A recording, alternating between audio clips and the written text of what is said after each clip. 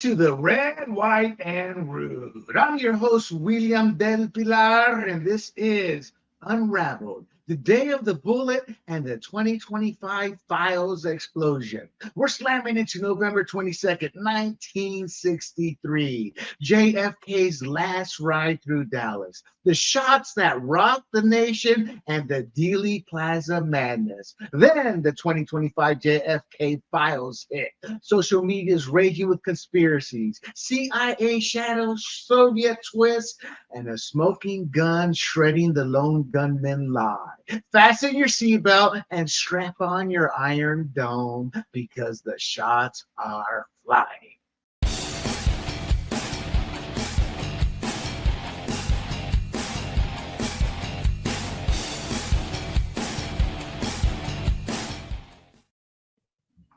Hello, everybody. This is William Del Pilar. This is our inaugural show of the Red, White, and Rude. We apologize for the blow up of our logo, but hey, it's an explosive episode today. And I'd like to welcome my co host here. He's a co host on literally every show, and that is the G Man, Jee Manghani. And we have a special guest with us today, and that's why I decided to go live with this one. His name is Adam Cameron, and he is that how you say Cameron or Cameron? Doesn't matter. All right, close enough. Cameron's fine. Cameron, and he is our resident JFK sleuth. Adam, tell us a little bit about yourself since we all know who G-Man is. Well, I like walks on the beach. No, I'm a musician, a professional musician, but I'm also a operations manager. But my three main things I love is politics, religion, and music. So I'm hit at parties. Oh, I gotta ask, in religion in what way? Oh, I love just dissecting and exploring all religions. Oh, there you go. My dad was well, I grew up in a fundamentalist household and with a New Age father. So I got what I think of the best and worst of both sides of the apple, which kind of has made me very open to religion, but I do have my beliefs. Gee, how you been doing? Good, man. I'm really fired up to talk about JFK. This is going to be an interesting episode to get out of, real-time politics and get more into historical politics. So, Oh, I get that. I get that. Real quick, gentlemen, before we get going, though, for the audience, what are your initial thoughts? Gee, we'll start with you, then we'll go to Adam. well, yeah, I am a reformed conspiracy theorist. I used to think there were three or four shooters in Dealey Plaza all firing shots, and I even heard one theorist say that there were up to 13 shots. And while I didn't believe that many shots, I did believe that there was a wider conspiracy, and a lot of it was due to Oliver Stone's JFK movie. But now I'm back to the lone gunman theory, although I'm not completely out of the conspiracy theory part of it, because I don't think Oswald worked alone, even though I think he was the lone gunman. So we'll be looking at some of the JFK files here, and I think some of what I've seen out there probably starts to make me think, yeah, I think the CIA probably knew he was working there, and some bad elements in there said, "Hey, why don't we move the motorcade over this way?" And Gotcha. and right in the crosshairs of Oswald. That's kind of my initial thought. Adam, let's take this moment for you to tell us your overall thoughts before we get into the nitty gritty. But also, tell us about what got you interested. You're really into this stuff, I understand. Oh yeah, I'm really big into conspiracies. I actually became a conspiracy theorist about a year ago, and you could thank an ex-CIA whistleblower for that one. Um, his name is Kevin Ship, by the way, if you ever want to check him out. But yeah, I really didn't really think about JFK and Oswald. I'm like, maybe there was a second shooter. And then I started really checking out the CIA. And so that's when everything started changing. And it was probably about a good 7, 8 months ago is when I really delved right into it. But I've always been just big on documentaries and just watching everything about JFK for the past 10, 15 years.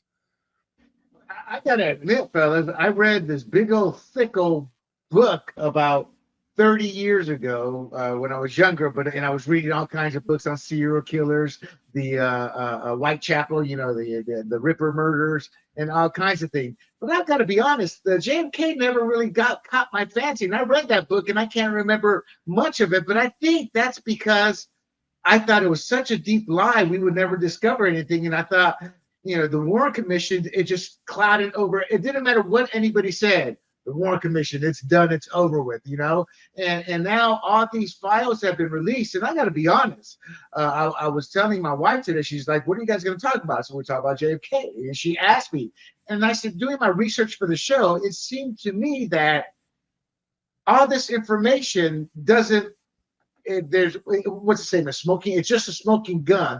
It's like nothing hits on the spot. So, for example, we're going to talk about the CIA, a little bit about the mafia, even Israel, but nothing's like that's definite. Before we get started, I said that once already, but my final thought is: do you think, Adam, that the actual evidence, papers or whatnot, are still buried or were destroyed? It's a possibility. There's a few things I have questions about, and we could really get into that. It has to really deal with the CIA and with Cuba. It has to do with so many different factors. So right now, everything's an open book. I really can't tell you. Well, let's get right on into it. Everybody seems to gloss over the day. Everybody wants to look at the film, and we're going to look at that here in a minute. But people, what you don't realize, unless you've been following this for forever and understand the details, but the reason RFK, I keep wanting to say RFK because he's part of our daily life now. But JFK was there because he was trying to help unify the party ahead of the '64 election. Texas was a key state, and JFK needed the votes. I mean, let's not forget, he became president because of dead men voting out of Chicago. So he was kicking off, and that's a conspiracy itself. He was kicking off a 2-day, 5-city Texas swing to rally support. He landed in Dallas at Love Field just after 11:30 a.m., and he and Jackie stepped off Air Force One. The crowd was fired up, as they were, probably more so back then than they are today at times. Typical shaking hands, waving. By 11:50 a.m., they jumped into the death machine, the open top Lincoln Continental. JFK, Jackie in the back, as we know. And for those of you who may not be aware, yes, there was somebody else in there who got shot. Governor Conley and his wife Nellie were up front. It was a motorcade to a trademark luncheon, top down to charm the locals. And obviously that luncheon got canceled. So I want to start off, gentlemen, with the video here. And we'll watch it through, and then we'll ask Adam for his comments. And this has been actually cleaned up. And there we go. Look at him at the bottom. And bam, bullet number one. Wow.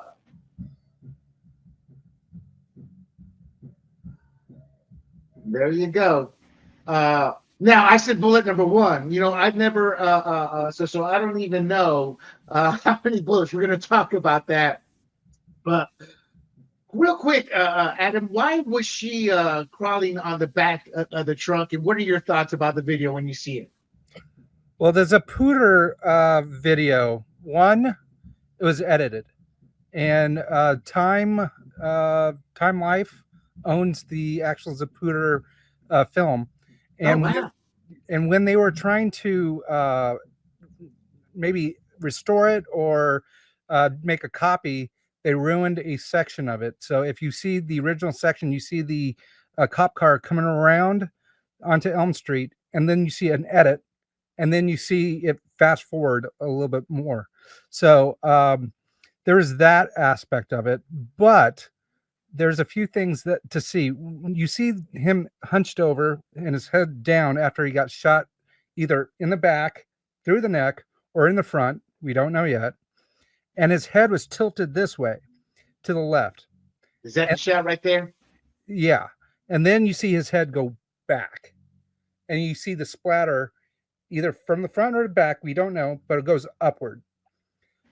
And a lot of people see the driver pull a gun and shoot him. And I'm like, no, that's the passenger's hairdo with the light shining down. But what she's doing, but with Jackie, she's either picking up skull or possibly the brain. That's so wow. Holy mackerel. Do you think she had enough I mean, watching your husband, I mean, I would assume she was kind of in shock. So you think she was actually doing that just out of shock, trying to recover, just not knowing what she was doing, or do you think she knew what she was doing? I think she knew what she was doing. She's very poised. She was, even though she's a very sweet lady, she was a very intelligent lady. So that's why I think she wanted to grab everything as possible, possibly for evidence or because it's her husband and she wanted to keep everything intact. So that's wow. That's what about you, G? What do you think in regards to what Adam said? Yeah, I mean, I believe that's true. That maybe not so the evidence, but if there's a hope of anyone living, you need the top of their skull. Wow. And I mean, obviously, I've never been in that situation, but that split second, I would imagine, if you see someone's top of their head go off, you think you're going to grab it because you're going to need that. So, and I believe she did say it in a later interview that she was just trying to go for that, just to grab those pieces. So, okay, so talk to me, Adam, about Governor Conley. I mean, so we see, and the whole focus, in fact, watching the video, the whole focus was watching JFK. So how does he fit in here in terms of the shooting? Well, I heard he's either 6'2" or 6'4", so he's a big guy. Is he in this video here, guys? Yeah, he is. I mean, it's just our focus is so much on okay, yeah. Okay, he's right there. Okay, yeah, he's one. Yeah. And he will never believe in the miracle shot ever. He does not believe that one bit. Same with LBJ. But as far as him and his wounds, that's when it gets interesting when you look at the forensics of everything. And what G was talking about was that one shot. I think, was it a digital picture you were talking about earlier? Oh, this picture. Let me see here. This is let me share this. I'm so accustomed to uploading everything. Give me 1 second here. Yeah, it was this is the picture from the JFK movie. Okay. It was in the courtroom, right, where they showed the magic bullet and how it would have to navigate in order to create the wounds on the people. Yeah. Is that what you're referring to? All right, talk us through this. This is what you're talking about. Conley would never believe in the magic bullet, right? Yeah. And LBJ even said that he can't believe that either, because it went through the back into his throat. Then it would have to go downward, then around. And I don't know how physics could even play a part of this. I mean, it just seems ridiculous. And so with G, he said that there's going to be a perfect line. And there was a sharpshooter, firearms expert named Haig, and he actually showed how the miracle shot can happen. And it had to do with how he was positioned. And Connolly would have been like this with his arm down and him to his side, because the shot came right below his armpit area. And that's when it struck his arm, but then it could have got his leg right here. So it is plausible. I was about to say, Adam, I do know this. I've read cases where you're like, and we've all seen the TV shows, but I have read cases where, the bullet hits a piece of bone and begins a ricochet process. Is that a possibility here for what the experts have said? With this bullet, the 6.5 millimeter, with that gun, it is plausible only because it's a very temperamental gun.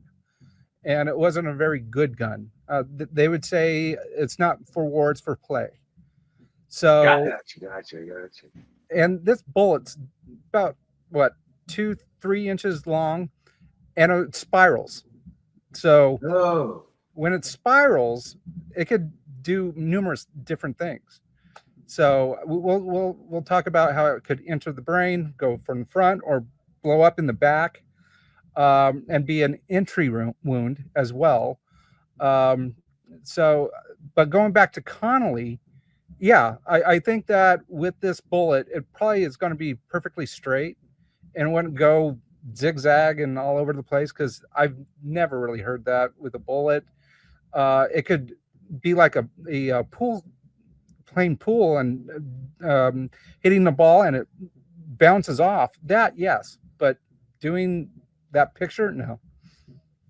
so this is the straight shot. I don't know if you call it theory or whatnot, but this seems to me to be pretty straightforward here. This is what Connolly believes happened, huh? So no, this is what. So I requested this picture be shown because I went to the Henry Ford Museum where the limo is right now, and they have several presidential limos. The JFK limos there, and so it kind of shoots. This is what made me think that, okay, maybe there were not two shooters, right? Maybe there was one shooter. That doesn't mean he was working alone, but maybe there was just one shooter. And the reason why is because the first picture that we saw, we had the two guys sitting straight in front of each other.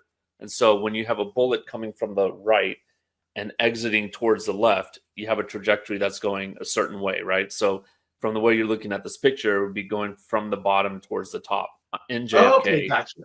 And then from Governor Connolly's point of view, also from the bottom towards the top, right? But if they're sitting in front of each other, now that bullet has to do these really weird, in the air acrobatics in order to maintain that parallel trajectory. But all of that's solved when you look at the limo and you see that they're not sitting in front of each other. Governor Connolly is sitting, actually, as you can see here, a little further towards the top of this image. And all of a sudden that crooked line becomes straight. And then I thought, well, wait a minute. That makes a lot more sense because both of those injuries are parallel. So that means two shooters would have to be literally maybe right next to each other, shooting from the same window, or they're Governor Connolly's towards JFK's left, and this is one bullet going through, right? So that's what made me think, okay, well, maybe there was one shooter, but who was Oswald working with? And that's where I kind of changed my mind a little bit here. So, Adam, what do you think about what Gee's stating there? It's plausible, but remember, he's 6'2", 6'3", and a big guy. And there was this one person. He was Janet Reno's assistant AG. Wow. His name it just escapes me for right now, but he paid his own money to look into this, and that's why in 1994, Janet Reno opened up JFK Files again, and it was because of this guy. And so in 2001, he paid a lot of money to have it reconstructed digitally in 3D. And so they took every single aspect of the car, the size of each person, where they were placed, and they looked at the Zapruder video, and they were able to reconstruct it.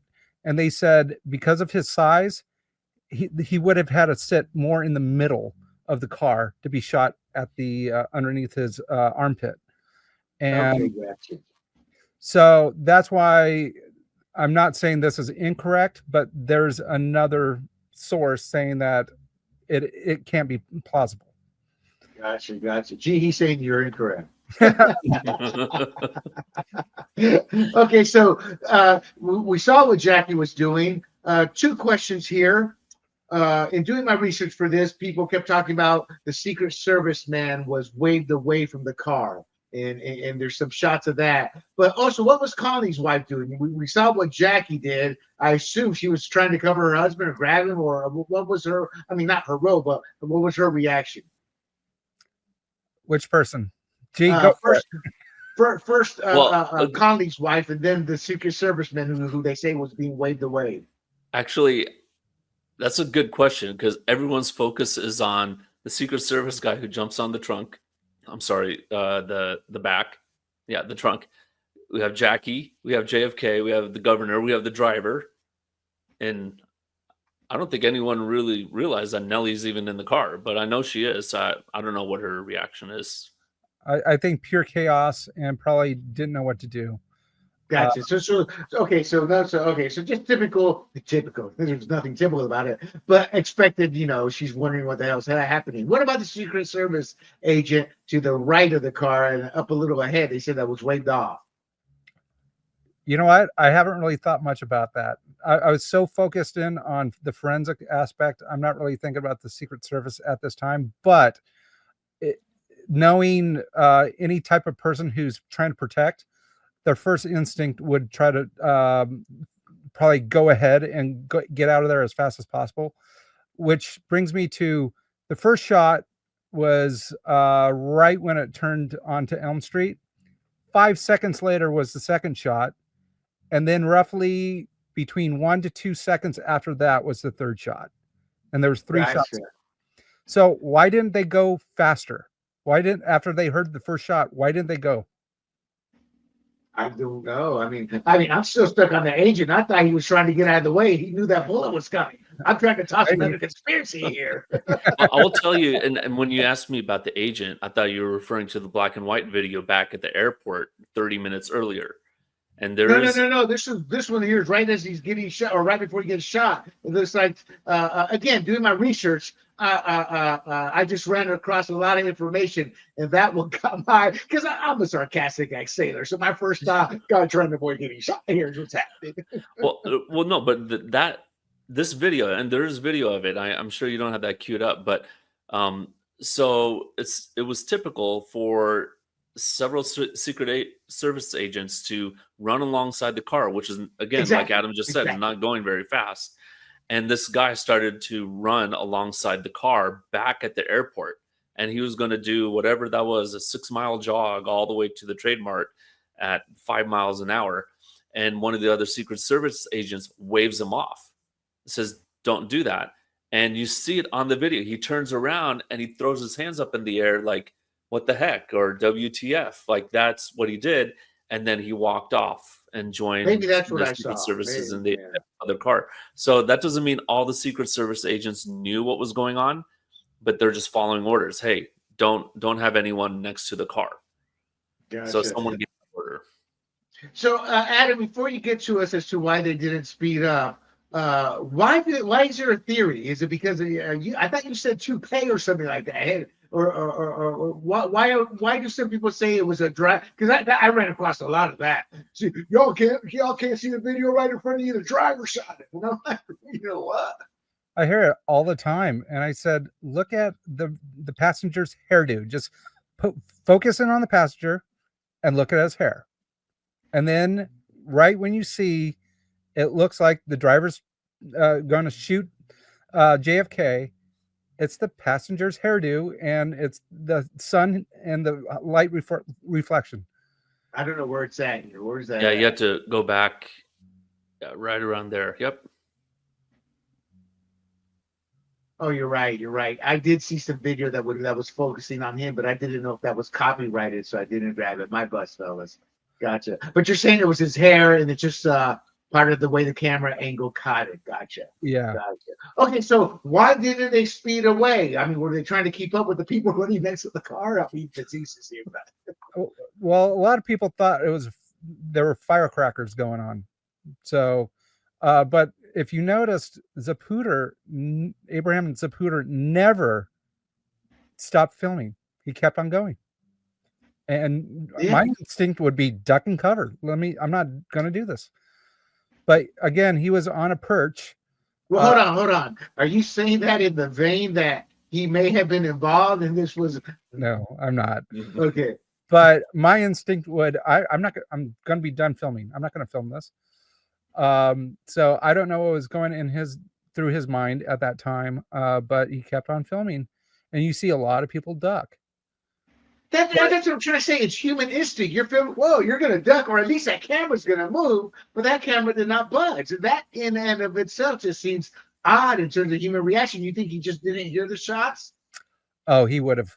But the thing is, he's right next, or he's actually on the grassy knoll, the north grassy knoll. And so now we could talk about a possible shooter behind the fence on the grassy knoll. If there was a shooter there, he would have heard that, because he would have been probably about 10, 15 feet away from the shooter. And so that's where it's like, okay, no one could be behind. But that's the thing. It's who were the witnesses and what did they hear? One woman, she was on the fourth floor in the where Oswald was. And when she heard the shots, she said, "Oh, that sounds like the record room, which is the sixth floor."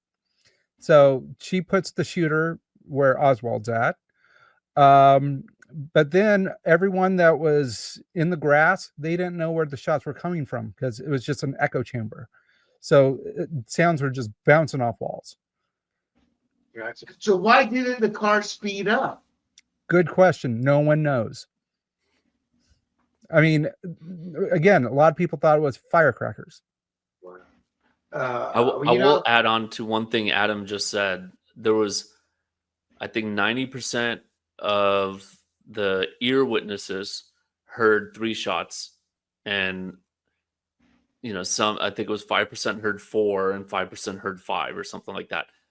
One person heard the heard, what do you call that when you Cock, yeah, when you cock the gun. One person heard that. It was the guy in the 5th story window right below Oswald, and he said he heard the bullets hit the ground. So not only did he hear the cock, he heard the shot, and then he heard the little ping right when it hits the ground. So that's an important clue right there. I'll say so.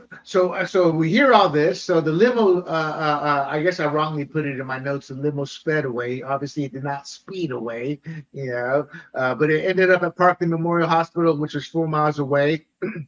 It arrived there right at about 12:36 p.m. Doctors rushed Kennedy to trauma room 1, but the head wound was catastrophic.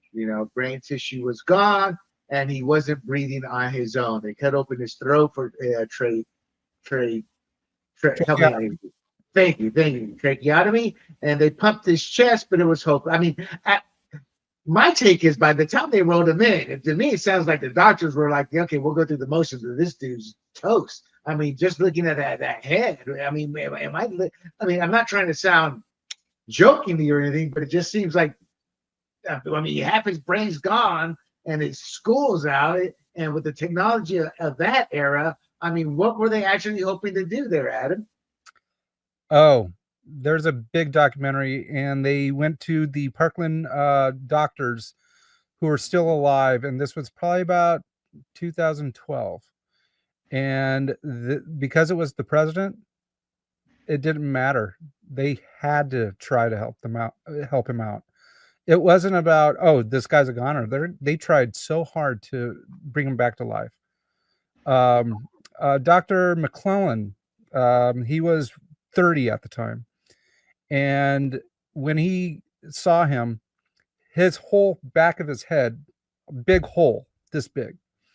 And there was one bullet wound that he said was an entry wound, and it was about right here on his head. And he was looking, and he could see the back of the skull. And they caught him dead at 1 p.m. Dr. Malcolm Perry. Adam,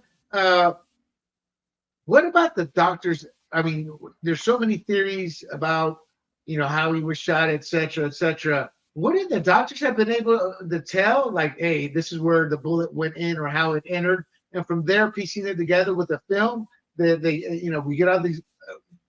What about that thought process? Well, McCollum, he actually thought the grassy knoll. And he said that the entry wound actually was in the front and came back and exploded in the back. And that's what he thought. Every doctor that was on that, who are still alive, all thought the same thing. So if they all thought that, before we move on, then how did all this confusion happen with the magic bullet, the straight? I mean, all this stuff that everybody talks about. If the doctors, if they all agreed on that, it would seem that's pretty open and shut. That would be the third bullet, right, Adam? Not No. the second bullet, which was the magic bullet.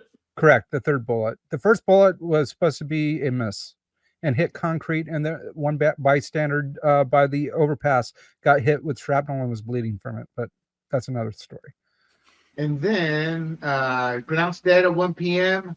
By 2 p.m., his body was loaded into a casket already, hustled on an Air Force One.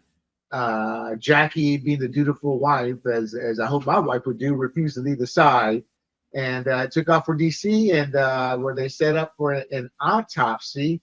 And Lyndon Johnson was sworn in as president with Jackie standing by, dazed. Any comments or thoughts on that in terms of the autopsy, or because we're going to get into what's been released? Any final thoughts on the day of they're at it? Well, yeah, there's possibilities of 3 shooters, by the way. And by the way, the windshield did have a hole in it right by the rear view mirror right off to the left. And that is a perfect trajectory to his head. Gee, any thoughts? You, Mr. Oliver Stone fame? Well, in terms of LBJ, what I thought it was really interesting and very suspicious is, and actually very cruel, he wanted Jackie to stand right by him on Air Force One while he was sworn in as president. Oh, that's to give legitimacy to him.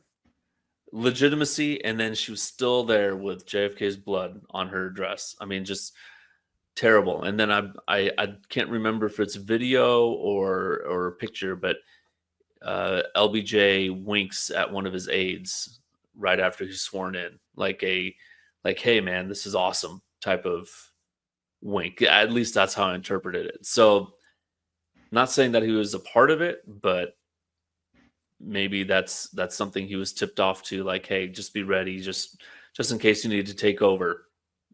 You know, I got to be honest. I've researched Lyndon B. Johnson, and if there's a heaven and a hell, he's burning fiercely right now. He was a vile, evil man he didn't rise to power. He destroyed people to take power. So any conspiracy theory, if there's any truth to it, because I don't know, but if there's any truth to it, my money would be that he at least knew it. It wasn't directly involved in it.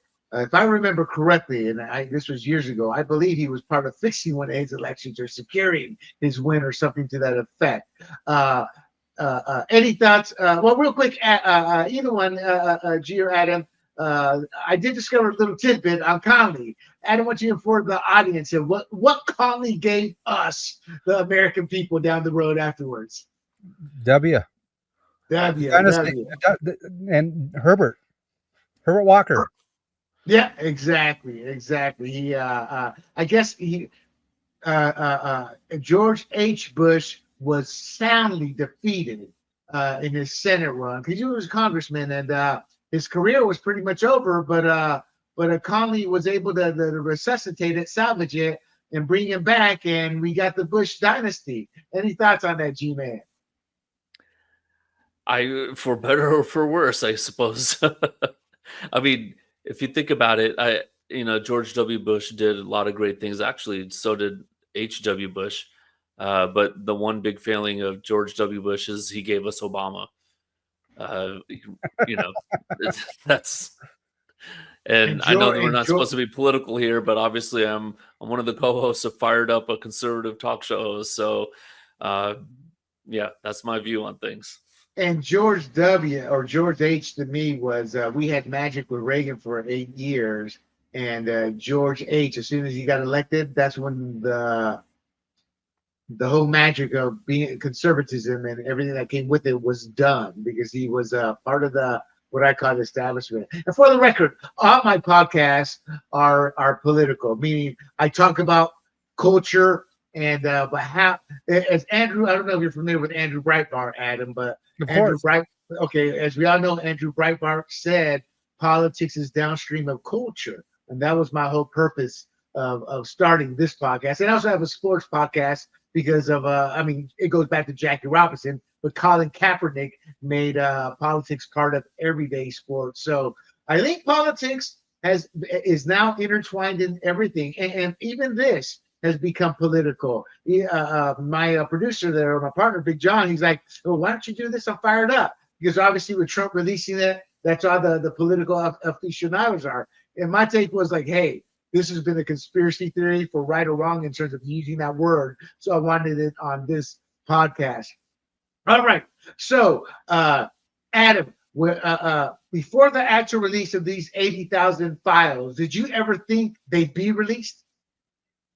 Well, there have been several releases. One was in 2018, the other was in the 90s. But to have this dump, no, I never thought.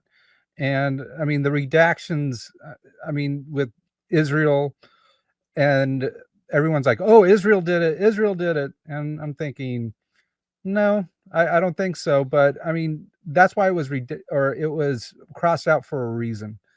Because it's going to get conspiracy theorists like me to go down that rabbit hole. Right. Well, you know, I mean, with social media now, it's gone crazy with ads. Reddit, you'll find every theory. Some claiming a coordinated plot involving anti-Castro groups, and we're going to talk about that.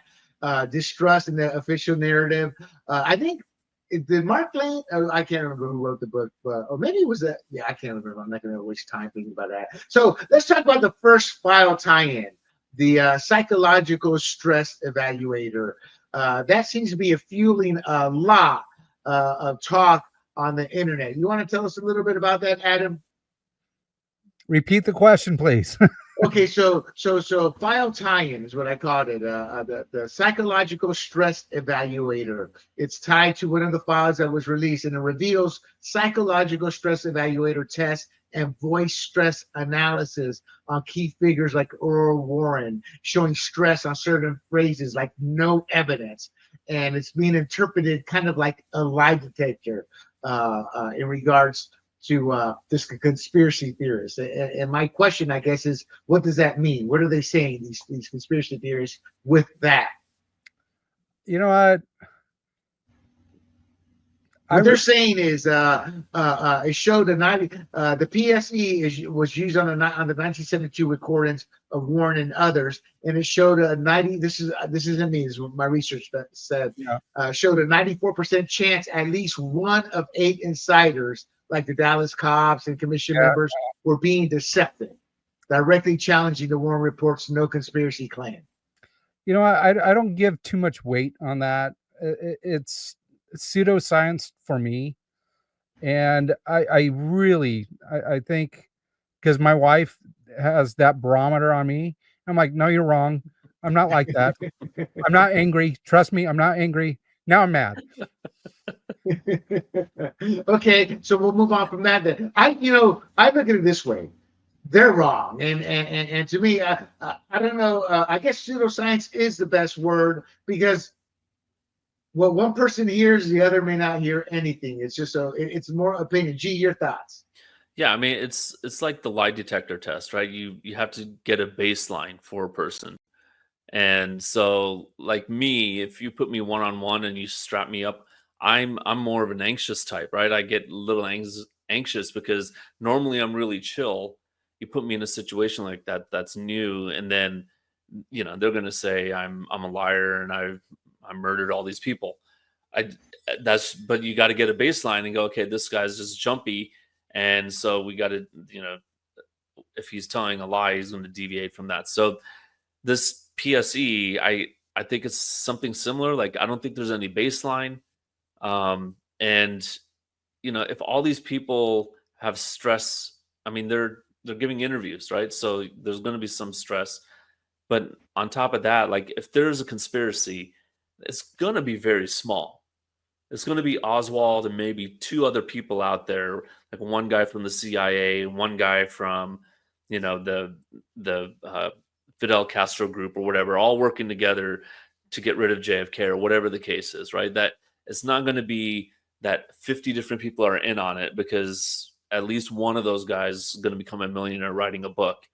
And a lot of people who are not involved have gotten rich writing books. So right. Okay, and Adam, feel free to jump in with whatever. I put this in what I view as an orderly fashion, but you're the expert, so feel free to chime in with something else, or if it's related. So then we move on to obviously there's a lot of CIA conspiracy theories, and I guess there's a lot of the CIA opening a file on Oswald in 1959, 4 years before Dallas, tracking his Soviet defection and his Swiss stopover. And that's fueling people saying they knew too much. They knew more than they're telling us. Thoughts on that, Adam? Oh, there's so much to go down that rabbit hole. But okay, let's talk about the CIA. They were already following him for 4 years. And so let's get to 9 weeks before the assassination. So they knew he was in Dallas. He met up with this one person, Oswald did, and his name was El Mexicano. And together they went down to Mexico to the Soviet Union consulate. Right. And they met up with this person named, trying to remember. Kostakov? Kostakova. Okay. Valerie Kostak. Okay. Yeah. I'll let you pronounce it. Kostakova. And literally, he was a KGB assassin. Oh. But also, El Mexicano was arrested for trying to assassinate somebody as well. So the theory that, and by the way, going back to the Warren Commission, J. Edgar Hoover said he only went down to Mexico alone, which we now know that it was a complete lie. So, and by the way, the CIA did give this information to the FBI, and the FBI didn't do anything with this information. So they did know, but Hoover lied to the Warren Commission. So now that becomes that whole single bullet theory that came part of that. So anyway, so when Oswald was down in Mexico, he could have had training on how to fire a rifle, because the CIA earlier said that he was a really bad shot when he was over in Soviet Union. So so fast forward, they knew he was in Dallas. They knew that he had ties with Soviet Russia, and so they knew something was brewing, and so they didn't do anything other than send it off to the FBI, and the FBI just threw all the information away. They didn't jump. Oh, I'm sorry, Adam. Keep going. So basically, going to now the FBI, mobsters in Miami got picked up, and they even told the FBI that something's going to go down in Dallas. This was a day or two prior to the shooting. So the FBI had all this information, and they did nothing about it. Yeah. You know, it's in my research, I did come across that the CIA, that the FBI had a lot of information that came out afterwards. But real quick, we do have some comments, and I did not see them, so I apologize. But let's give Back to the Stone Age's due. One of the reasons JFK was even in Dallas that day was because he was falling behind to Goldwater, Texas. That's correct.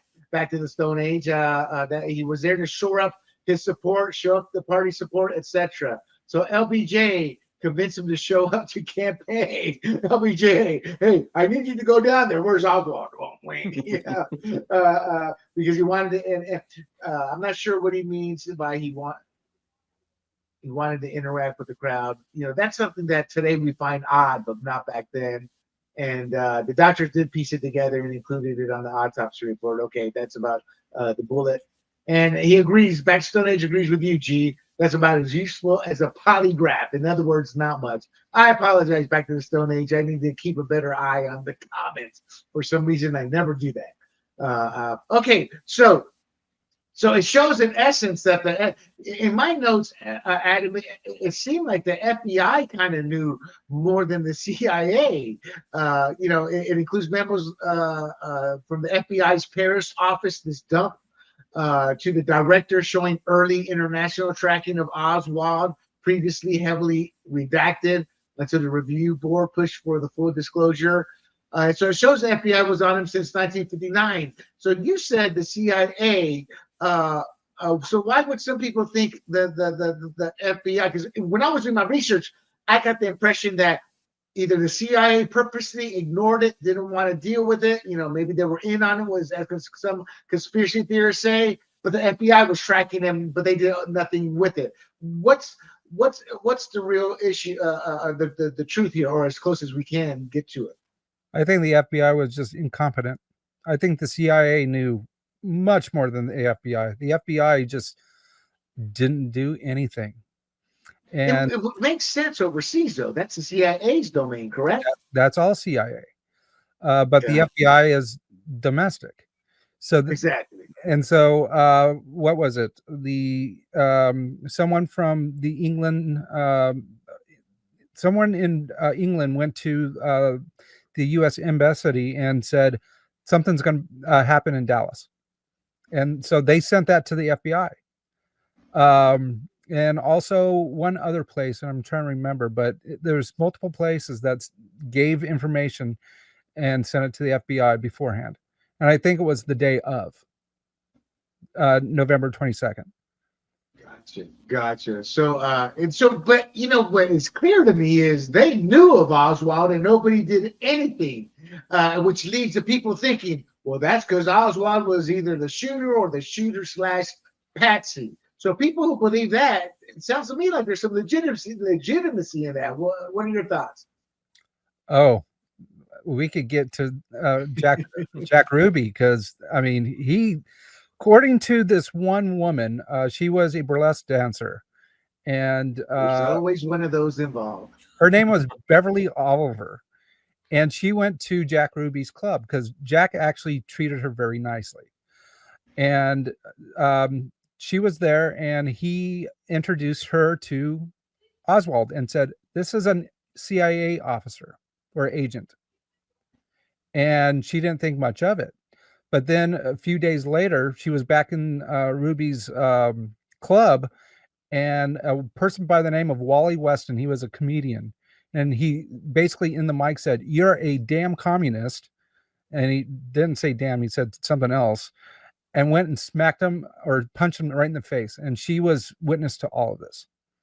And so, yeah, basically Ruby knew Oswald and basically said he was part of the CIA. Wow. Okay. So and that makes sense. I was heading to New Orleans there. Yeah, beat me to it, which makes me feel good about my research. I'm on the right track. Yeah. Well, let me just jump in real quick before you move on to New Orleans. So I was watching this documentary called Turning Point Cold War, which is on Netflix, and they talked about a lot in the late 40s, 50s, and 60s. The CIA would place agents behind the Iron Wall, right? And basically the Soviet Union. And a lot of these guys would get captured and hung out to dry. I mean, they were just basically expendable assets. Yeah. So assuming that Oswald was maybe, hey, we got a guy there, or maybe is someone that we could say, hey, if we give you this kind of money, will you carry this out for us? So maybe he wasn't officially CIA, but maybe he was an asset. It would make sense that he'd be a patsy. Now, he was a killer, in my opinion, but then he would be the one set up to be the lone gunman, and he wasn't working with anyone, and he's just crazy. That could be true, but I can see the CIA saying, okay, a couple guys, make sure that, when we need him, he's ready to go. Gotcha. No, I saw that documentary too, The Man from U.N.C.L.E. Show, or was it Shooter where they made Marky Mark the fall guy? I'm just poking fun. That's all. It's just because Hollywood. It's just so many. I mean, if there's an up and coming movie director from 60, a few years after this happened, there's like 10 zillion movie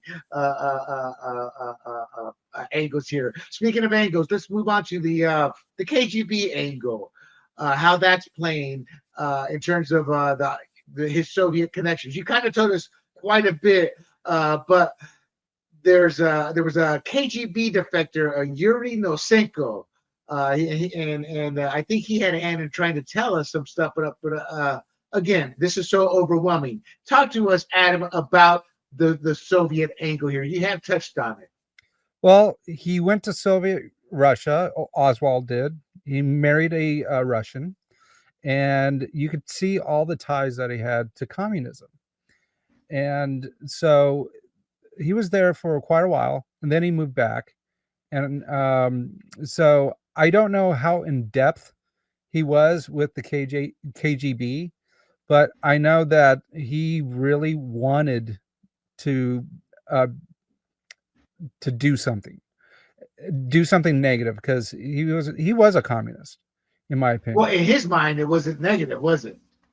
It was positive to be a communist. So let me ask you this: what are your thoughts of those who believe he was a Soviet plant?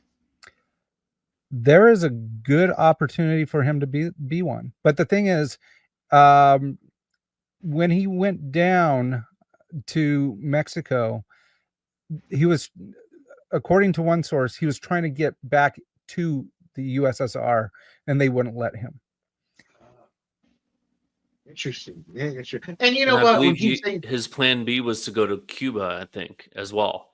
So if he couldn't get back to the Soviet Union, Cuba was his second destination. Mm-hmm. Gotcha. Okay. You know, I kept running across his diary, and I assume that's Oswald's diary. Am I reading that wrong? And he had a diary, Adam?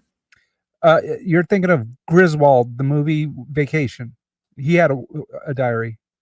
Bad joke. Sorry, I had to go there. No, Griswold has Family Vacation. Griswold, Oswald. Chevy Chase did play the patsy in many of those scenes. But I haven't read his diary, so I really can't comment on it.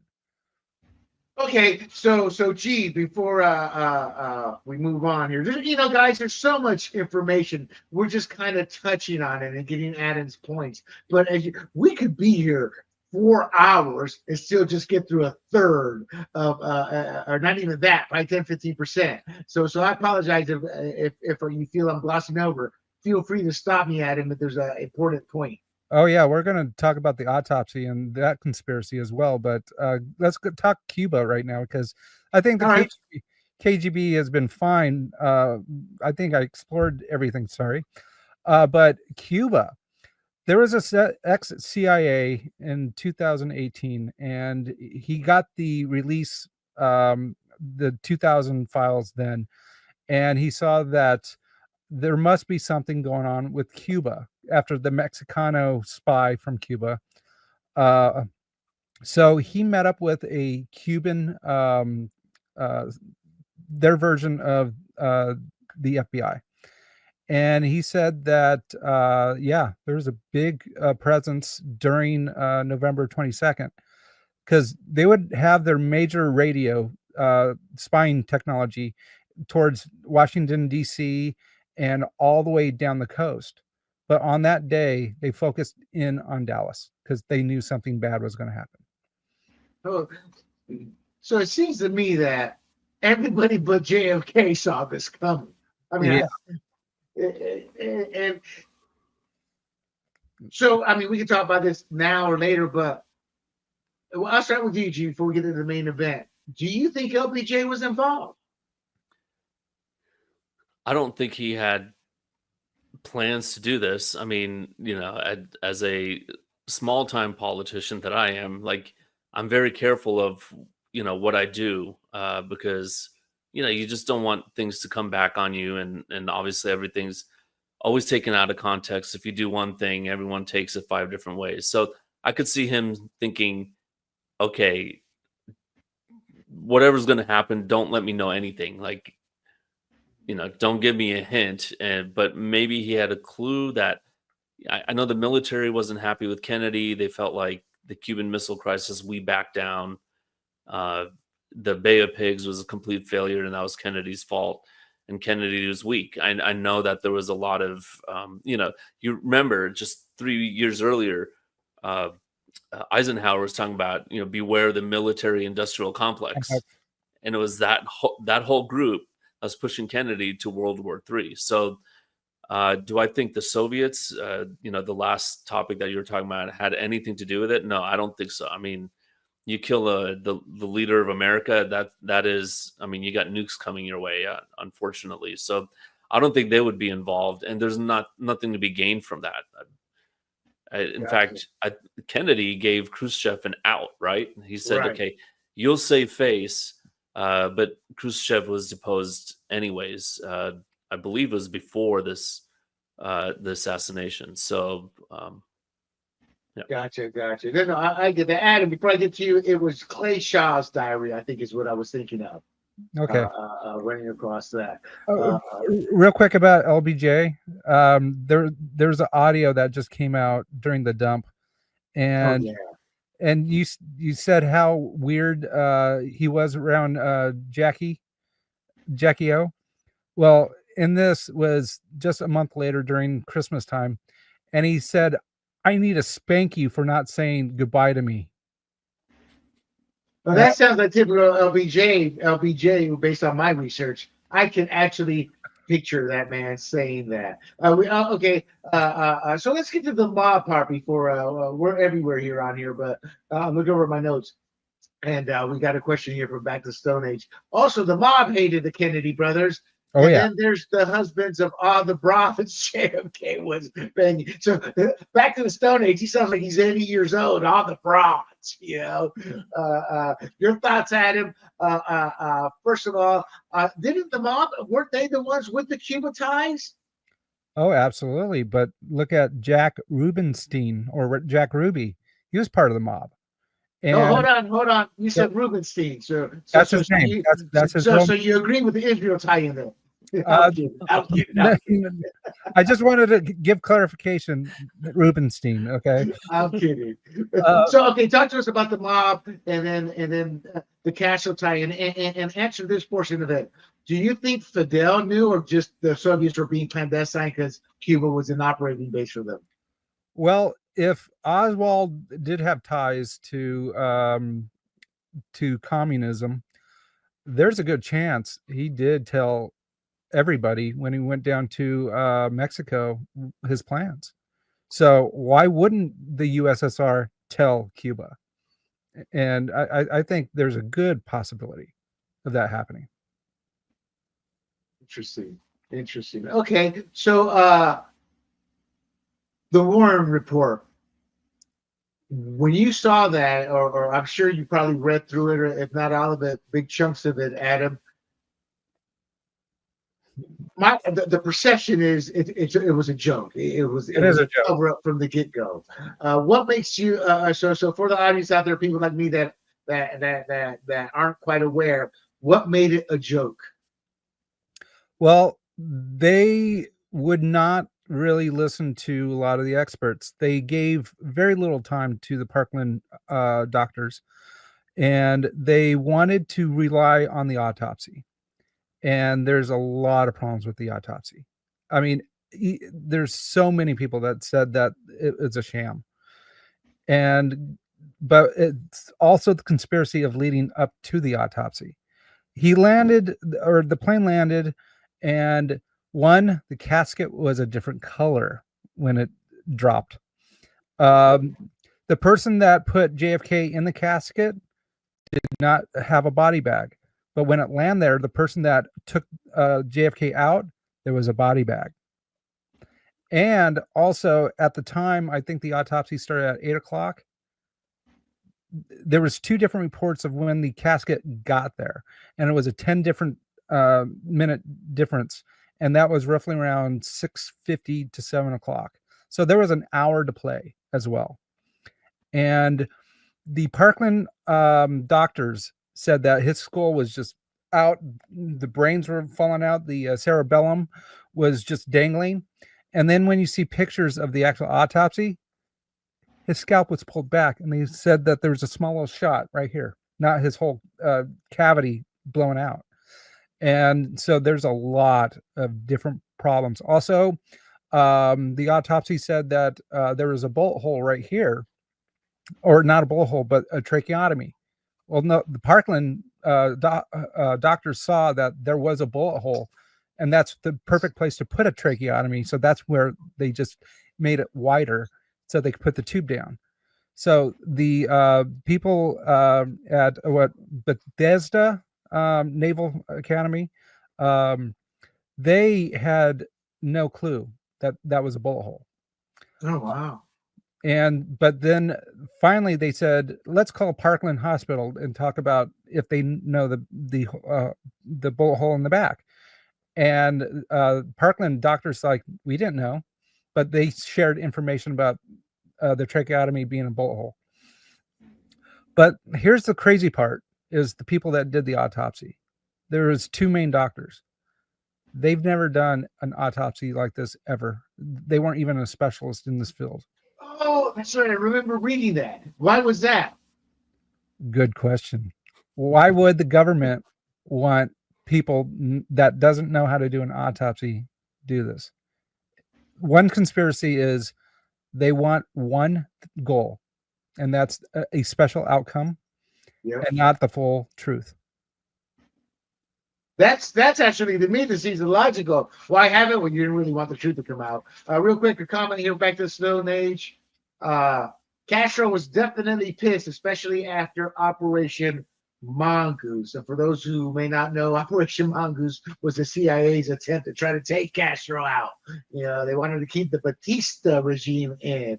And I mean, you know, we went from one corrupt with the Batistas to an even worse guy with Castro, you know. So before we move on to some of the more outrageous, or seemed outrageous to me when I came across, out of the 80,000 documents, I'm assuming you read them all here in a few hours before coming on, Adam. Oh yeah, I read every single one. So, but out of the 80,000 drop, is there anything though, based on what you saw out there, that kind of struck a chord with you, or is this just more what's the word I'm looking for? More, it's like there's nothing there that's going to sit there. Oh, I need to talk about Agent Uphill. I know Jee's read it because he's been reading everything I've been writing. So Agent Uphill was from the CIA, and on November 23rd, he was very nervous, very anxious, and he went to a friend's house in New Jersey, and he told him that it was a group of CIA agents that killed JFK. Oh, I saw that. I saw that. Yeah. Okay, I'm on board. I see it. And then less than 6 months later, he gets a possible suicide, or it was a suicide. And he's right-handed, but he shot himself with his left hand behind his ear. Hello, McFly. So with that being said, it really points to the CIA. But here's now a crazy part. So during the Bay of Pigs, the CIA director, his name was Alan Dulles. Well, after the Bay of Pigs, he got fired. Well, guess who he was, or guess who asked him to be part of the, or guess who asked to be part of the Warren Commission? Alan Dulles. Didn't he supposedly jump out of a hospital room? I didn't hear that, but I think one of those CIA guys. That I'm crossing over with the UFO stuff, but I thought it was Alan Dulles who did that. Okay, so what's your take on that CIA? When I read that, you know, I got to be honest. It's my world is from Panama, so all my research is how powerful the military intelligence was, and then they got into a war with the CIA, and obviously the CIA won that war. But what I came across from that is the CIA has been around since day one to create chaos and topple regimes. So when I hear this about that guy in New Jersey, to me, if I were to believe this, because I don't know. But I'm like, there's, you know, that to me would be part of the validation. See what happened to that guy? How heavy do you, I guess what I'm asking is, out of all of this, what do you find to be, and I'm not asking you to say you believe this is what happened, but what would you say out of all this stuff, conspiracy stuff, is the most plausible? that the CIA did it, that it was a mob, that it was one of as Pakistani said, one of the husbands of one of the broads he was sleeping with. What to you sounds the most logical? Well, I do want to talk about Kevin Shipp. He was ex-CIA and he was a whistleblower because the CIA tried to kill him and his family. And he was around the CIA back in the mid 80s. He puts blame of Iran-Contra on Herbert Walker Bush and also on Bill Clinton. Because remember, Herbert Walker was ex-CIA director in the 70s. And by the way, he was in Dallas November 22nd during the assassination. There's pictures of him at the scene. Anyway. Hold on. What was his role in politics or the government at that time? Congressman? He was a businessman, but there was a guy by the name of George Bush that was in the CIA at the same time, but the CIA said, no, that's a different George Bush. The odds. So, anyway, lost my train of thought. Kevin Shipp, you said? Kevin Shipp. So he really thinks that the CIA was heavily involved because he does not trust the CIA at all, rightfully so.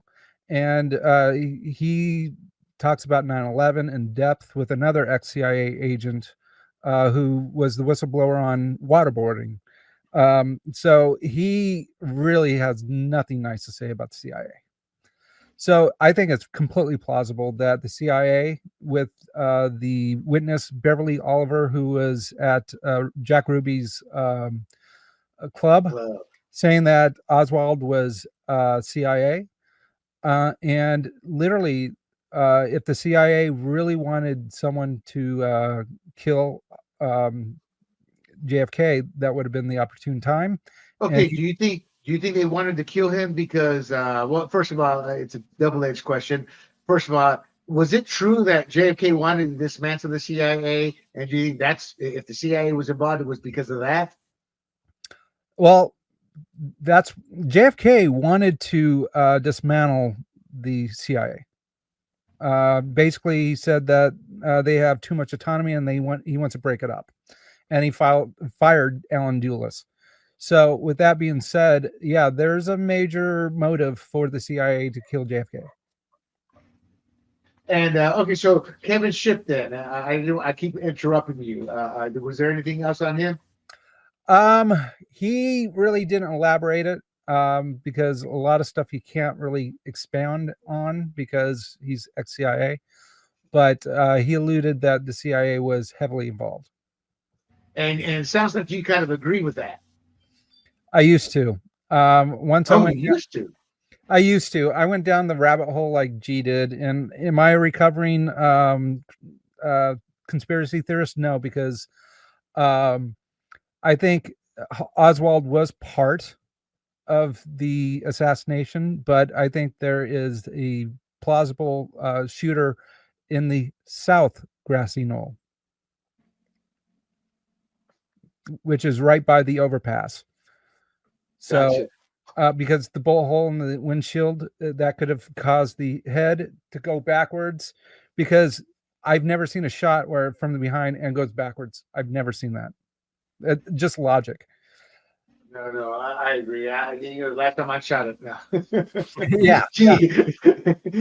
Gee, any comments in terms of your thought of the CIA? Yeah, so one thing that we haven't talked about is George D. Mohrenschildt, and he was a friend of Oswald, and he was actually a friend starting in the summer of 1962. So now you're talking a whole year earlier, before the assassination. And I was watching Bill O'Reilly. He has a podcast on YouTube, and Bill O'Reilly is a very strong believer in the lone gunman theory. But he said for him, there's a possibility that there's a connection to the CIA, and it's Mohrenschildt. And I think he's referenced in the JFK movie as well.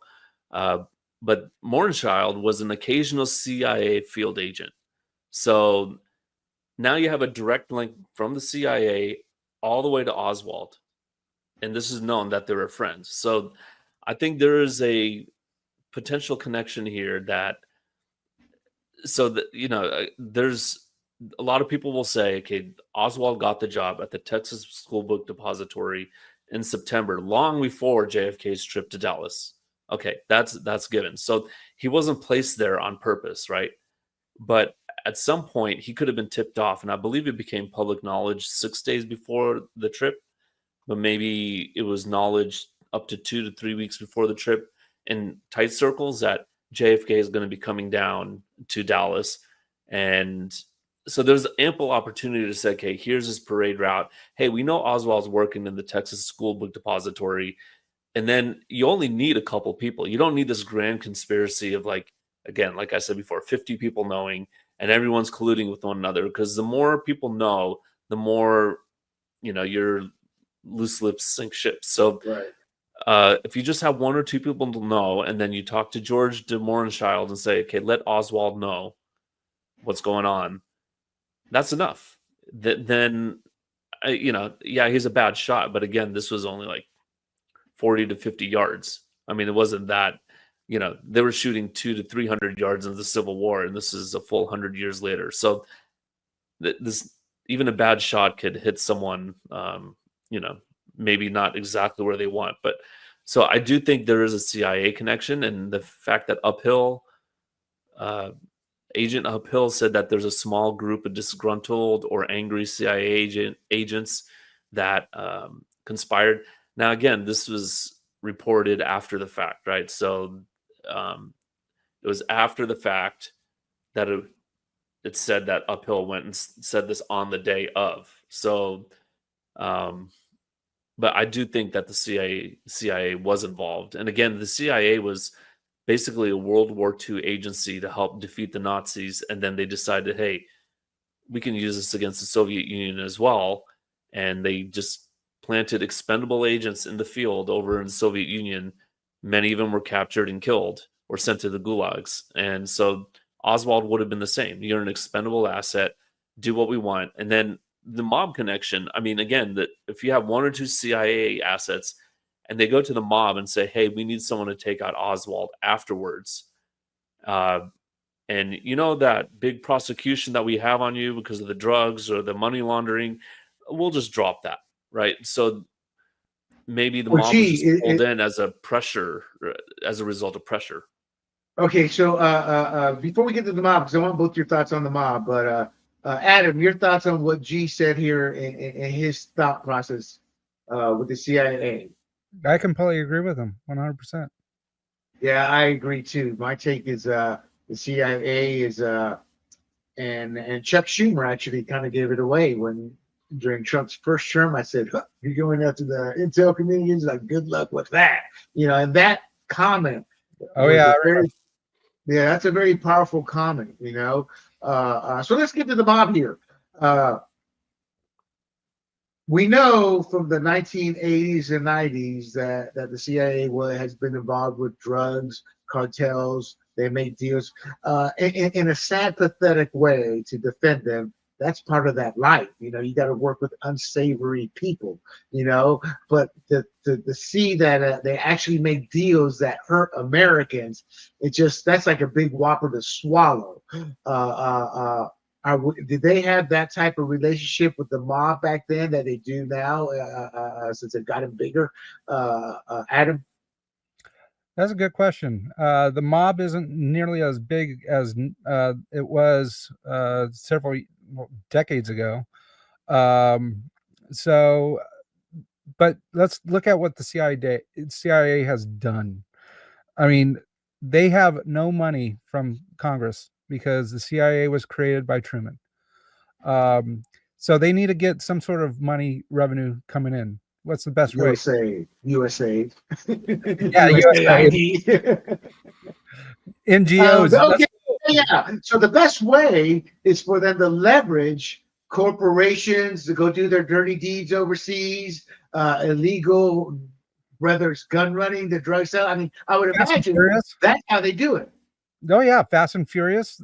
They were behind that. So the drug trade, but look at the CIA with Iran-Contra selling weapons. I mean, and the drugs. Oh, they allow all that. So Adam, yeah. what's the name? I don't remember the name. There's a general, highly decorated Marine or colonel, and that's his biography. Very highly decorated from like the 20s or 30s. And he came out with a book and said I was pretty much a goon for the government and his job. So, for example, with down in Central or Latin Central South America, like banana fields were the big thing. That when a corporation was having, like Guatemala was having trouble with the Guatemalan government, he went and handled stuff. That's kind of what you're talking about, isn't it? Oh, absolutely. Oh, absolutely. I mean, their whole purpose was to gather intelligence and bring it to the president. That was the whole thought process. But now what we're seeing is they could do whatever they want. According to Kevin Shipp, they lie under oath to Congress constantly, and they could get away with it. Was not Comey? I'm trying to remember the ex-CIA director. But once the Senate had this top secret information on the CIA director said, "We're going to actually arrest you for having top secret classified information that you shouldn't have." And so the senators back down. I remember that. So there's just too much power with the CIA. Didn't they also spy on the senators on the computers? Yes. About 10 years ago? Yes, that's exactly what happened. So I mean, we're not experts here. How do we stop a behemoth like that? Because I got to be honest, if we can't figure out a way to stop the CIA, they're eventually, if not already, controlling presidents, kind of like Hoover did in his day, don't you think? Oh, by far. I mean, what have we seen since 2016? And we have seen just massive cover-ups, lies, and by the way, I did not vote Trump for 2 times. But the thing is, seeing what Biden did with his FBI agents lying about the Hunter laptop. I mean, there was already a congressional hearing 2 days before saying that, yeah, we know that the laptop's correct and it's real. And then the 51 FBI agents like, no, that's Russian disinformation. Then the intel agencies, intel agents, yeah. I think social media can help slow them down. I think more and more people are why people for better or worse. Meaning some people are why people for the right reasons. Some people are why people for selfish reasons. But we have mob mentality in this country now. And maybe that's what they want, but I'll say this, when Obama got elected, because I always assumed Bush fell under that domain because of daddy and the way he was brought up. Mm-hmm.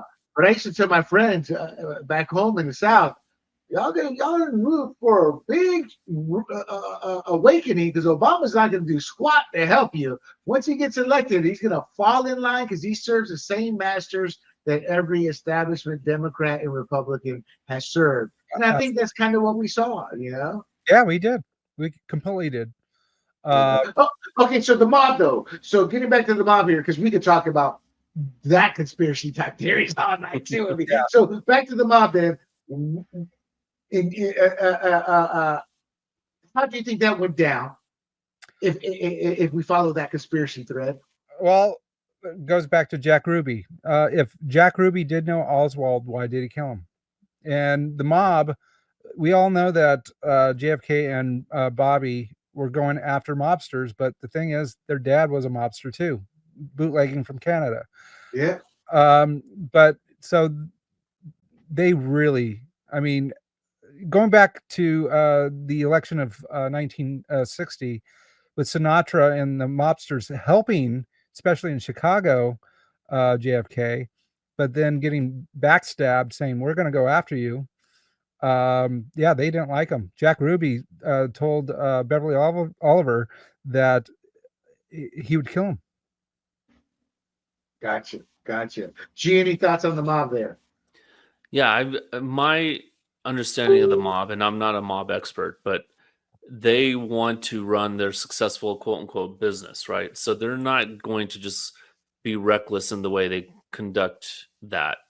When they go out to kill people, it's going to be like a rival mob or someone who gets in the way of their operations. But their preferred method, as far as I know, is bribing, right? They want to bribe off officials and politicians and police and just let's live in peace. We'll do our thing. We're not going to hurt anyone. And here's your cut. So I don't see them playing a part, any leading part in the JFK assassination. But I do agree with Adam that it came in the second part. You can't have Oswald talk, and he's expendable. So let's use, the CIA is probably thinking, let's use whatever we have on the mob to force them into eliminating our CIA asset. I mean, I think that's a very plausible way of doing things. And the mob's probably like, oh, we got, I mean, if you've ever heard Jack Ruby talk, he sounds like he's, one can short of a six pack. I mean, he's not the brightest guy, right? And seems very hot-headed. So it just takes a couple mob guys to go, hey, why don't you just take him out, right? Take him out. He's going to be here. We know, he's coming out at this time, and he was waiting there a long time. I think Oswald was delayed at least 40 minutes because of a sweater. He needed a sweater because it was cold outside. So I believe that's where the mob comes in is, okay, let's take out Oswald so he can't talk. Cleanup crew. Yeah. Yeah. All right, let's move on here to what has come about because of this release, and that's the Israel theory.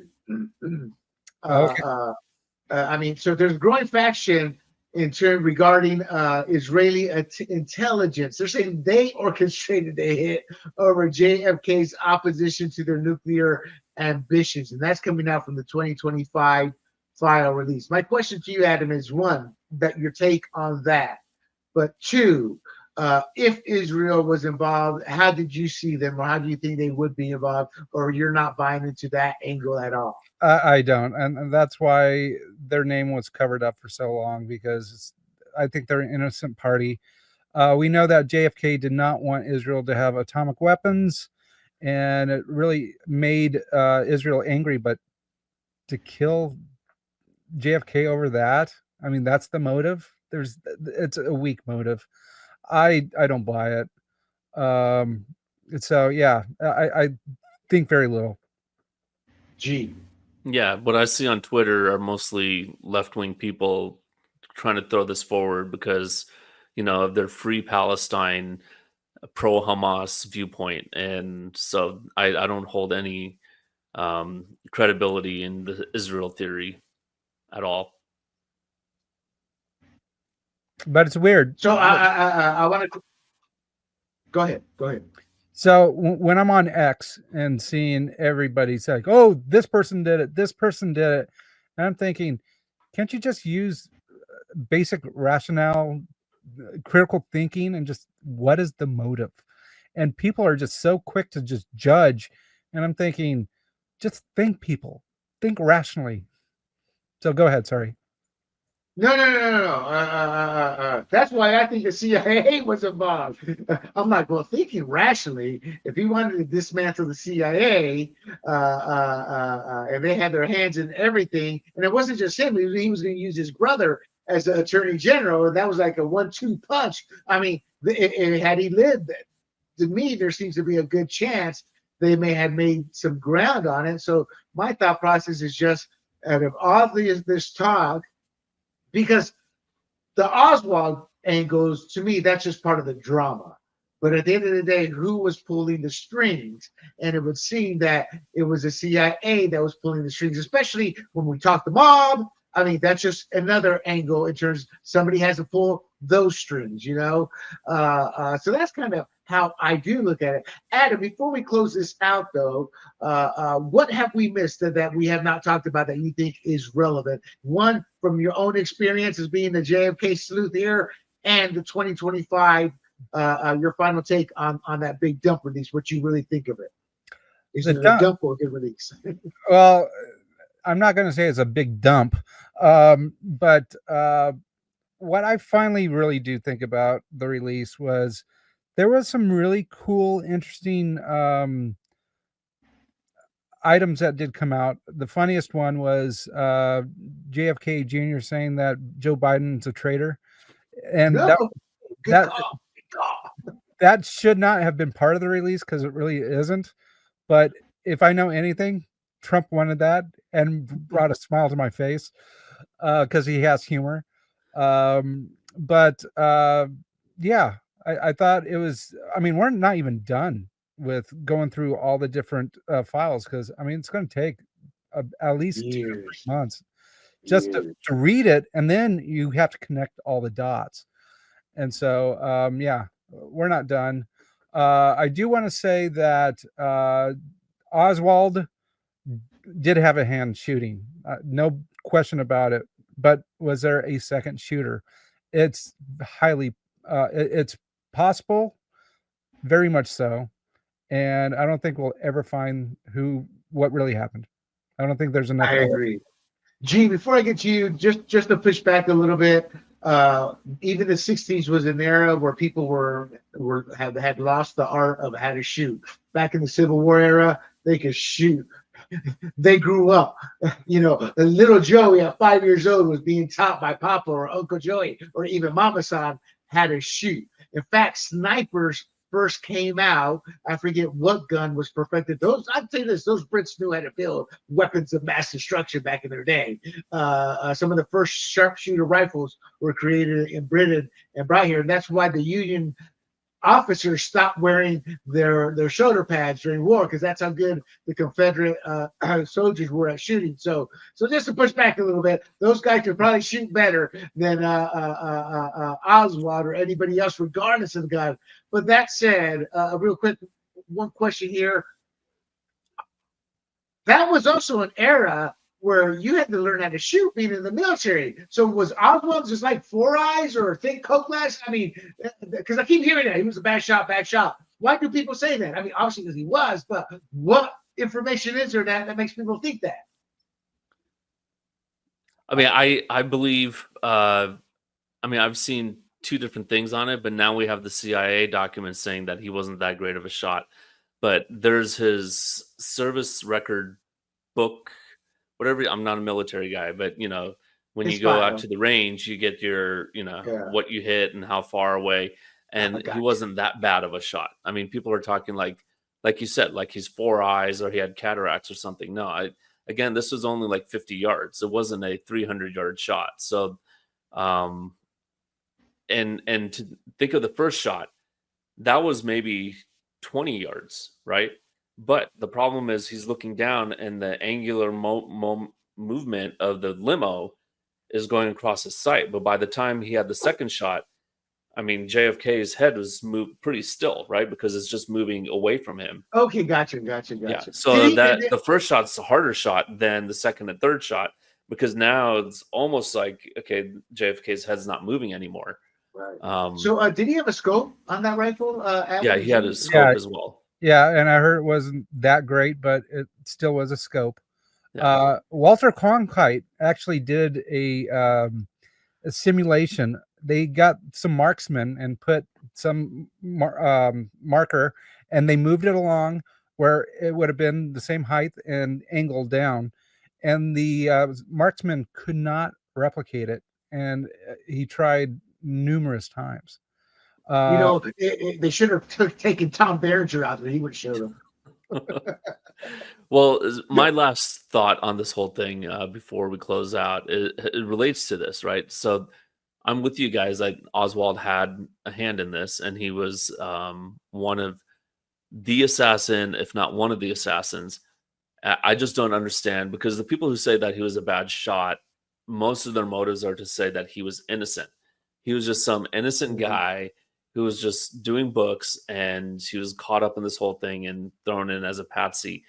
But I don't understand the reason why anyone wants to declare him innocent. If he really did kill one of our, beloved presidents, and JFK was more of a conservative in today's world, a conservative president. Yeah. And he killed him, or at least shot him 1 or 2 times. What's what's the motive in saying that he's completely innocent just so that you can tar and feather the CIA? I mean, you can still say Oswald was a criminal and tar and feather the CIA or whichever group that you want to have, and that Oswald had a hand in it, which is what I believe. So I have zero sympathy for Oswald. I just wish that Ruby didn't do what he had done so that we could have gotten to the bottom of all this back then. So Yeah, and it repeated itself. I mean, yeah, Epstein. Yeah. So, Adam, I the do have a cameras weren't question. working.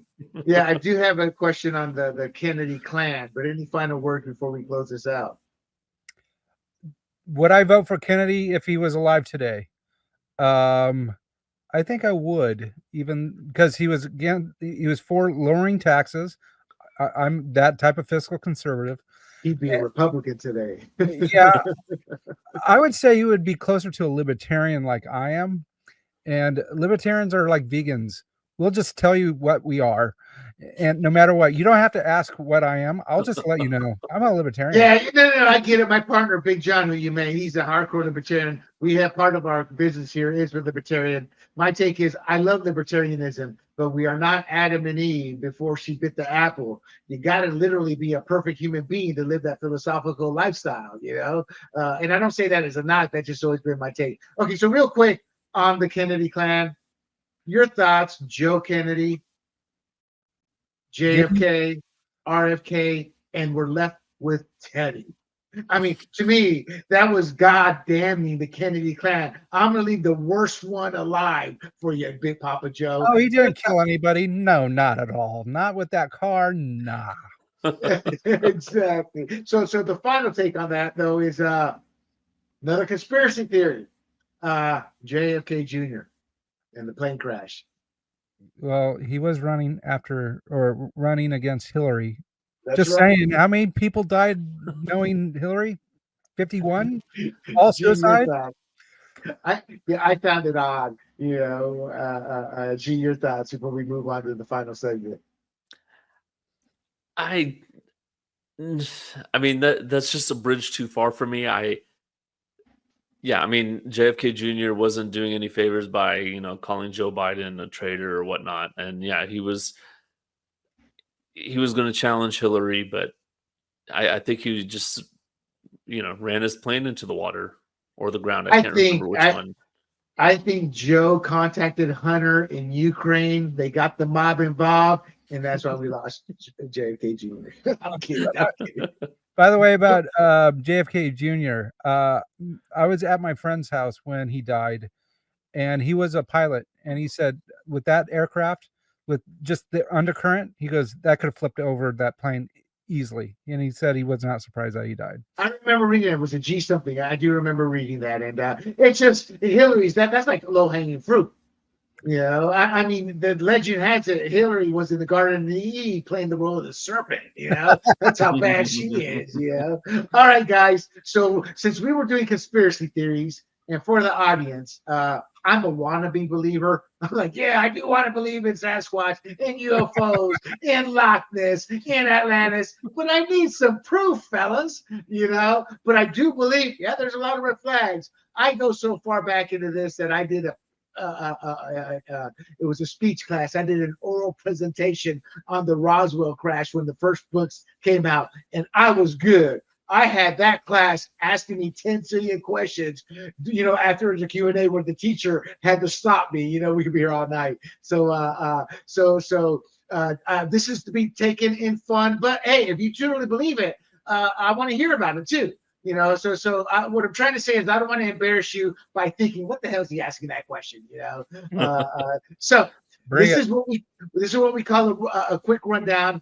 Just give you a couple of thoughts. I, as a host, reserve the right to ask you for more info or to pitch you against G. Okay, so the rude rundown number one. We'll start off with G-Man here. Is there any truth to the moon landing? Actually, I'm sorry, to our producer, if you want to jump on, feel free to.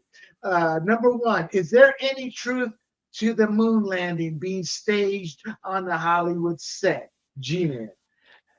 I know that you can actually take a telescope and look at the lunar landing spots and still see debris from our lander's craft. So I believe we landed on the moon. There's no truth to it being staged.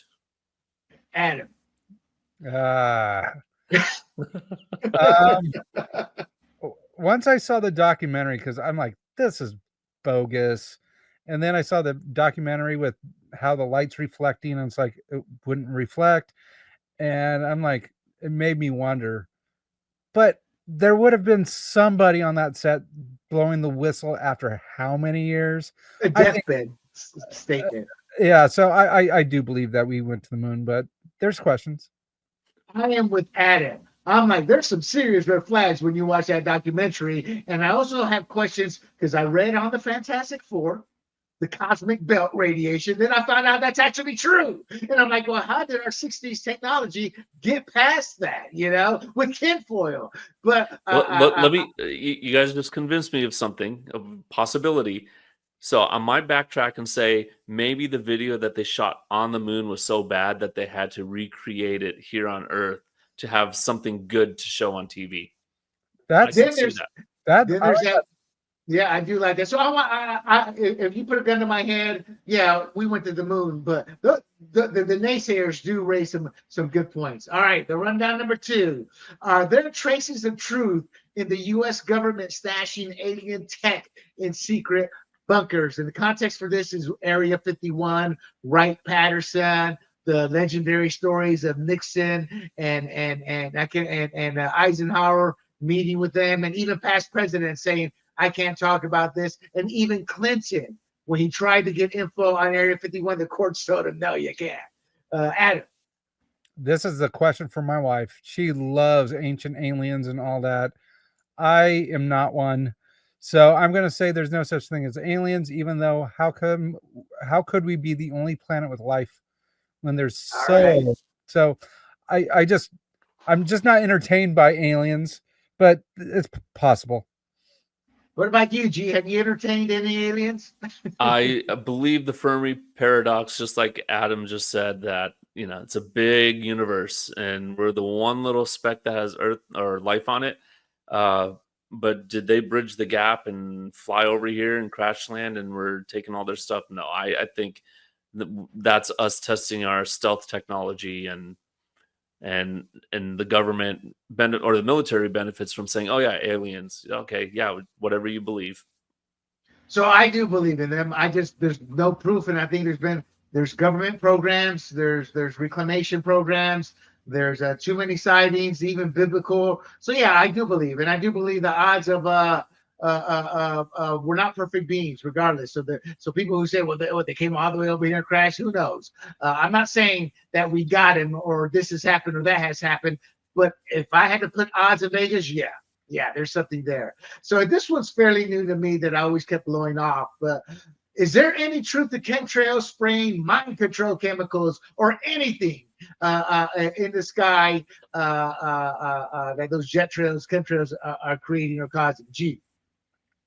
No, that would be way too high up there, and it would diffuse way too much. So no, let me preface that with they can make rain by spraying something in the air. That's actually the government has said that.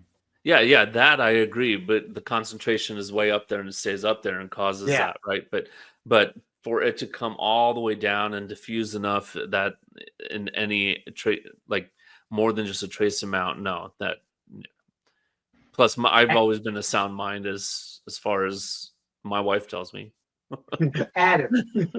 It's funny because this one weatherman, he was talking about chemtrails, and he on air, and he said that when he was in the military, they would dump all this metals way high up to just get rid of them, and that it being falling from the atmosphere, it would just disappear. I'm like, okay, I don't know how much I believe in that, but I mean, it's not good because I mean, according to him, he's dumping waste just to try to get rid of it.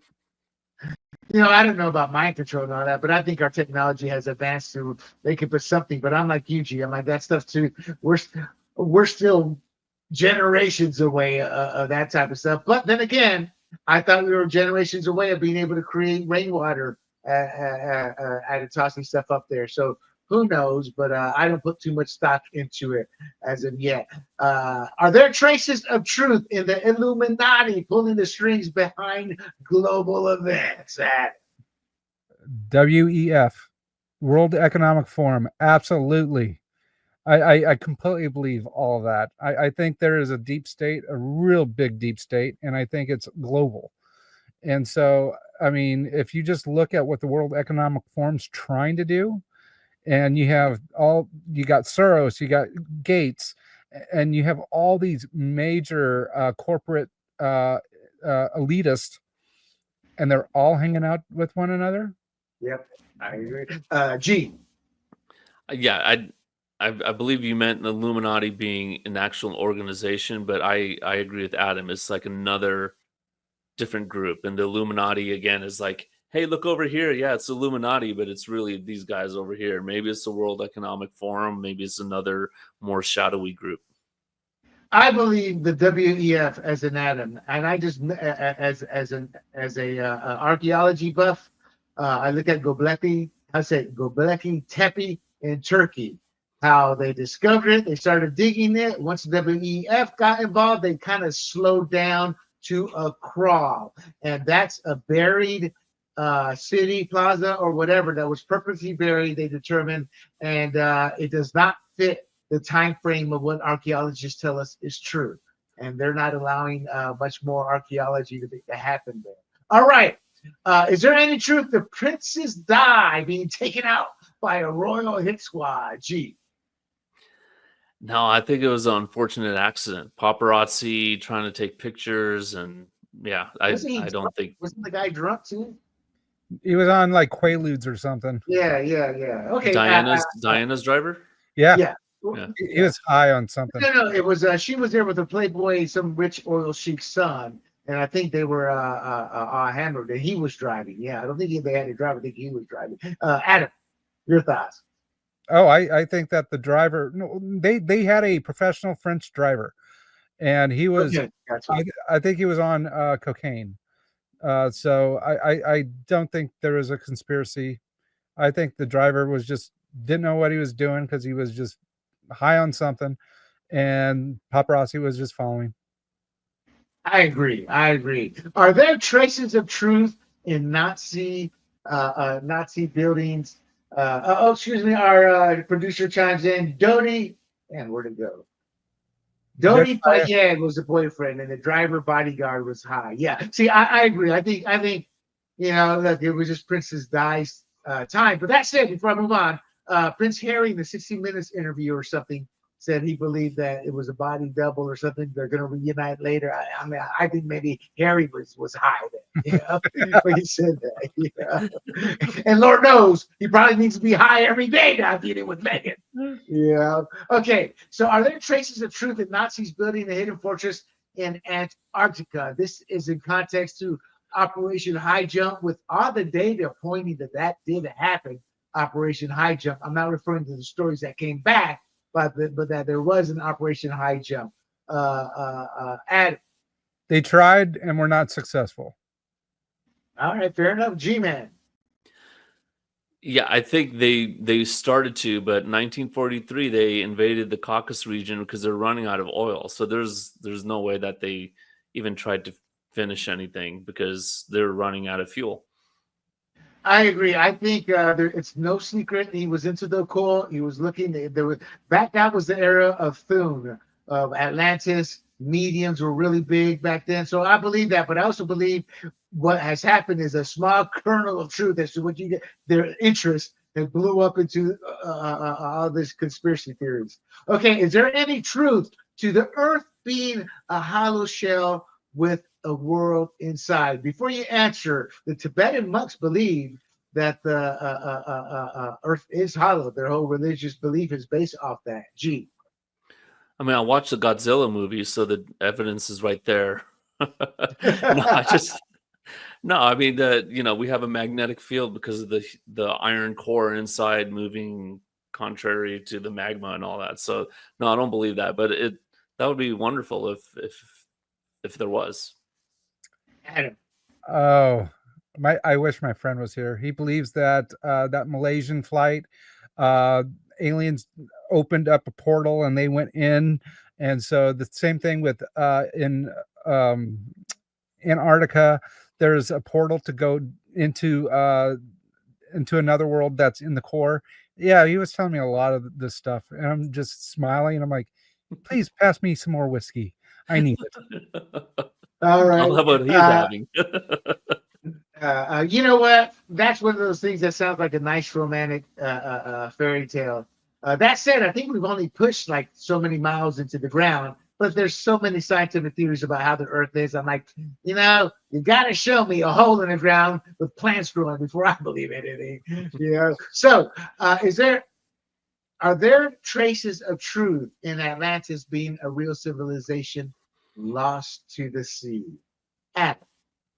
Oh yeah, there's a lot of evidence pointing to it, because they found so many civilizations that have been buried in water, and so yeah, I believe there is a plausible rationale to it. But the toss before you answer, G, there are a lot of words from civilizations that didn't know one another, were Azatlan, Atlantis, similar words about a lost civilization. G. So I did some research on this a few years back. There was this thinking that Plato misunderstood them when they said, I think it was 9,000 years, but they really meant months. And if you did 9,000 months prior to Plato going there, that would have been around the time that Santorini exploded, the volcano there. And now it's just Santorini Island. So I think there was a lost civilization. I don't know if Atlantis was the name or that's just what they gave it afterwards. But I think it was lost to a volcanic explosion. Well, I think the answer lies in Egypt. I believe in Atlantis. I think there's too many legends from around different civilizations that talk about it. There's too many unknown structures that we have no clue. So, for example, you've got the Romans. They're in the Middle East, built on top of old structures, and you can tell the difference. And how do you move all this? So there's something there. But again, we need some proof. And I think the proof, once we get technologically, damn those aliens, they need to speed this process up. Once we get the technology, maybe something will be found. All right, here's one of my favorites. Are there traces of truth in Bigfoot stalking the woods right under our noses? G. I used to be roommates with the guy, but then he started shaving himself to clear up the excess hair. Don't be talking about your wife that way. I'm like, you're wearing a sweater, aren't you? No, I'm shirtless. Oh, sorry. No, I don't think there's any traces of that. I think it's just hoaxsters doing that. And maybe some people thought they saw Bigfoot, but it was a bear. So, yeah. Adam. Gee, you stole my joke. I'm pretty sad. I was going to say my uncle, but anyway. There's no truth of Bigfoot, but the Loch Ness Monster, absolutely. My take is this. There's so many legends from native tribes. And so I don't know if there is. That's one of the ones where I'd like to believe it, but you got to give me some proof here, all the proof is on, it's and there have been documented stories of people dressing up in outfitted gurneys, walking around. So you got to show me the proof. But red flag are all these native legends that talk about Sasquatch before there was reason. I mean, I don't think Tonto was out there like, out there putting the gear on, hey, look at me. So I don't know. So number 10, is there any truth to Skinwalker Ranch opening a gateway or being a portal of dimensions there? G. I mean, the military or the CIA would be right on it, saying, "How do we take advantage of this to conduct war?" So no, they were. The government did was there with I forget the company exploring it, and eventually they sold the land or sold their interest in that. Oh, that's interesting. But I if Bigelow, they're dire wolves or. What's that? It was Bigelow Industries. They owned the land and they worked with the government to explore that. Yeah, just like Bigfoot. Like okay, if there are all these dire wolves and UFOs and Bigfoots out there, there's not just going to be one. There's going to be hundreds, right? Because presumably they reproduce and there's offspring. So no, I don't think so. And Completely agree with G. there you go. I got a bonus question that I thought of as we were going along. Admiral Byrd said he flew into Antarctica and saw literally green vegetation growth, what he thought was a city, etc., etc. He took this to his grave believing that. G, I'll let Adam close it out. G, your thoughts? I mean, Yes or no? his compass was probably off, and he flew over Argentina or South Africa. But no, I mean, we have satellite imagery. There's nothing. It's all ice. It's all white. Adam. They had white lilies. That's why. And there you go. No. And there we have it, my friends. So everybody, I hope you enjoyed the show. Before I close it out, though, Adam, is there anywhere they can find you and your work that you want to let the audience know about? I work for Manghani Cable. I'm the operation manager. Bye, Manghani. And with that, I want to tell the audience, thank you for tuning in to our inaugural live stream. And before I forget, you can find this podcast and others like it at grumblingsmedia.com. You can bookmark it. You will find my political podcast there, my sports podcast there as well. And you can also find these podcasts at YouTube, Rumble, Apple, Spotify, y Pandora under the profile handle Grumblings Media. I want to thank Jee Manghani, my co-host on various shows, for joining in. And I want to give a big old shout out and thank you there to Adam Cameron for joining us and helping us fill in some of the thought processes of JFK. I don't know. We got no answers with the 80,000 file dump. We got more questions. Maybe this is one of those conspiracy theories that's going to be with us for generations upon generations. And if Bigfoot, if you're listening, call me. This is William Del Pilar for Jee Manghani and our guest, Adam. Until next week, this has been The Red, White, and Rude, and we bid you adieu. Hey everybody, this is Big John from Grumblings Media, and I just want to say thank you for watching our content. If you want to support our efforts here at Grumblings Media, just smash the subscribe button right here, totally free, or just go ahead and consume more of our great content. Click either one of these two boxes.